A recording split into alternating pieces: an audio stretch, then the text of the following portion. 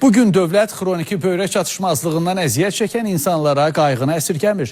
Günbəgün artan xəstə sayına baxmayaraq, nəinki paytaxtda bölgələrdə də bu qəbildən olan xəstələrin dərman təminatı, eləcə də yaradılan hemodializ şöbələrinin lazımi aparatlarla təchiz edilməsi dövlətin əsas prioritet məsələlərindən biridir.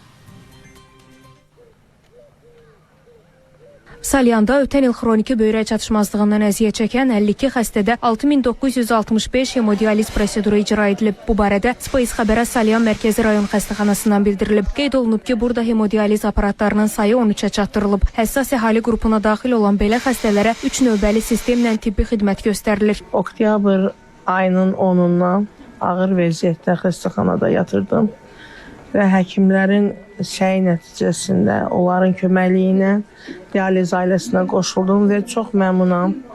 Heç bir rayona getmirik.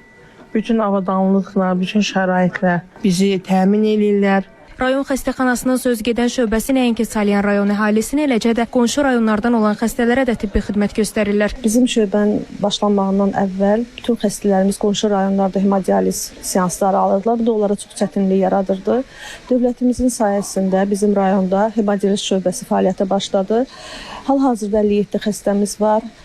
Üç növbəli sistemlə, iş rejimi ilə fəaliyyət göstəririk. Təbibin tabeliyində fəaliyyət göstərən 260 yerlik Salyan rayon mərkəzi xəstəxanası hazırda 26 kənd həkim məntəqəsi və 21 tibb məntəqəsi ilə bir reydə əhaliyə tibbi xidmət göstərir. Müəssisədə ümumilikdə 170 həkim və 567 orta tibb işçisi çalışır. Təkcə ötən il xəstəxananın cərrahiyyə şöbəsində 1574 planlı, 799 isə təcil olmaqla ümumilikdə 2333 cərrahiyyə əməliyyatı icra olunub. Uzun illər idi ki, bizdə oftalmoloji, bir də uroloji əməliyyatlara mütəxəssis çatışmamazlığı ucbatından fasilə verilmişdi.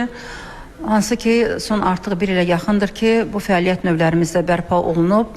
Məhz belə çox cəhətli, çox şaxəli bir fəaliyyətimizin nəticəsidir ki, Salyan Mərkəzi rayon xəstəxanası yalnız Salyan əhalisinə deyil də, ətraf rayonlarında əhalisinə yüksək xidmət göstərir. Xəstəxanada ambulator və stasionar müraciətlərin artması, tibbi xidmətin keyfiyyətinin yüksəldilməsi, tətbiq olunan yeniliklər və vətəndaşların müasir səhiyyə xidmətlərinə əl çatanlığının təmin edilməsi bu sayədə aparılan islahatların real nəticələrindən xəbər verir. Yaqub Mehdioğlu, Vüqar Qaliboğlu, Fidan Səfər, Space xəbər, Salyan.